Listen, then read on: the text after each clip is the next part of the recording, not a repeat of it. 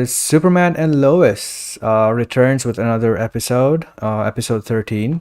You saw it. What did you think of it?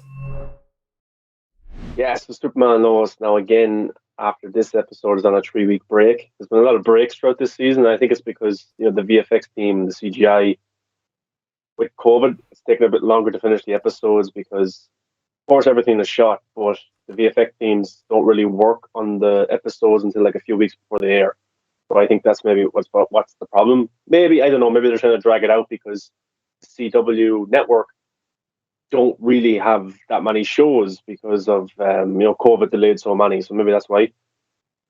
But yeah, this episode was kind of interesting because there wasn't as much action in it, but it was kind of more of you know what if Superman turned evil, and do we need the weapons, and do we need the kryptonite to kill Superman if he ever goes bad? Because you know General Lane, Lois Lane's father, feels bad because his weapons nearly killed Superman, like the Superman, who's the only kind of savior for Earth in case anything goes bad. And so there's kind of a thing going on where General Lane wants to get rid of the Kryptonian weapons that can kill Superman, but then Superman's thinking to himself, like, what if I ever did go evil? And I think we need these weapons around. So Superman tells the government to keep the weapons around in case he ever does go bad.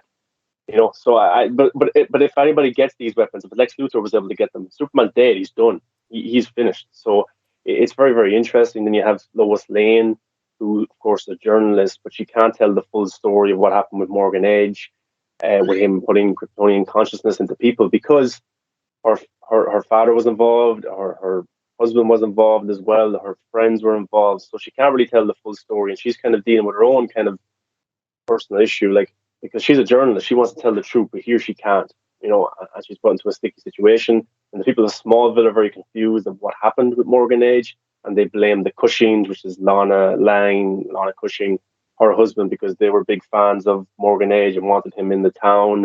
And he turned bad and was trying to, ruin Smallville. So people are kind of pushing them out of Smallville and won't talk to them and stuff like that. So this episode was small enough, but I really like the kind of discussion of, do we need these weapons that can kill Superman around? Do we need them? Because Superman thinks we do, and General Lane thinks we don't. But Superman convinces them to keep it because if he does go bad, they're screwed. But then if Lex Luthor or somebody bad does get them, Superman's screwed. So nobody really wins, Right. you know. So like, we've seen it before. Like we've seen evil Superman so many times in the last few years. It seems like it's becoming a regular thing. But I don't think we have seen the discussion where Superman actually thinks he could turn bad because it happened so easily with Morgan Edge. Morgan Edge was able to corrupt him. He was able to manipulate him to turn evil, nearly turn evil. And then, we have John Henry Irons as well from his Earth. On his Earth, Superman went evil. He turned bad, and they had no way of defeating him. They didn't have those weapons on that Earth.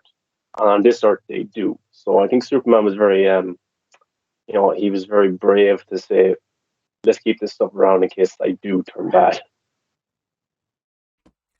Awesome. And who is this person? Is that Morganage that's inside that cell? So he was captured last week, but it looks like he wanted to be captured. So there was this kind of Kryptonian weapon. I don't know the name of it right now, but it was kind of this device that was able to put Kryptonian consciousness into the people of Smallville. So General Zod made a return in last week's episode. His consciousness made a return, and there's a few other Kryptonians like that. And this device was able to do this to people of Smallville, like put their consciousness into a regular person, and they'd have Kryptonian powers and they'd remember their past on Krypton. So, but at the end of last week's episode, Superman and Steel, John Henry Irons, were chasing Morgan Edge, trying to capture him. He goes into space and he absorbs this device, or he destroys it, and it looks like he gets this new power from it. Now, it hasn't been revealed yet, so I'm thinking that maybe he has got maybe all of the consciousness from the Kryptonians. So he's more educated, or he's more powerful. I'm not exactly sure, but he is stronger because in this episode he kind of has this blue glow in his eyes, or this light blue in his eyes, and never seen this before. I haven't, so I don't know exactly what it is. But Morgan Edge wanted to be captured, and I'm interested to see where it goes. But I think he wants to convert Superman because we get to see flashbacks in this episode of him as like a teenager, And you know, where like we have Kal-El and we have Jor-El, and Jor-El is kind of his teacher and stuff like that. Morgan Edge had the exact same thing. Only his father was kind of, he was mean and he treated him bad. And Morgan Edge wanted to convince his father that he could turn Superman, like he could turn Clark Kent. You know, he could. He's his brother. He's his blood brother. So he thought that, oh, the two of us could work together and rebuild Krypton in a good way, not an evil way on Earth. But in this episode, Morgan Edge realizes that Superman's too far gone. He can't really convert him. He can't change his mind.